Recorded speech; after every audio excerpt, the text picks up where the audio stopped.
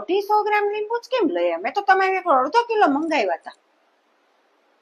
હાથી 250 કઈ નતા મંગાવ્યા, અડધો કિલો જ મંગાવ્યા હતા અને અડધો કિલો લઈ આવ્યા હતા. હું એમ કહું છું 250 લીંબુ ક્યાં ગયા?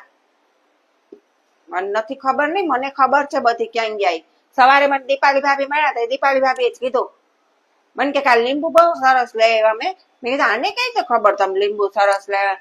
મને કે ભાઈ લીંબુ લઈને જતા હતા ને તો મેં એને કીધું કે આ લીંબુ બહુ સરસ છે. તો કે અલ્યો અડધા તમે રાખો.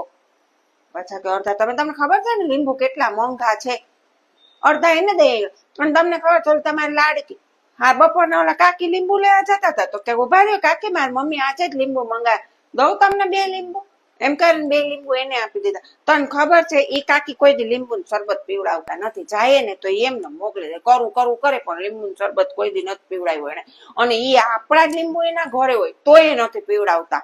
અમે તો બધાય ખબર નહીં દાનવીર કર્ણ જ થયા છે, બધાય વગર મફત નું દાન.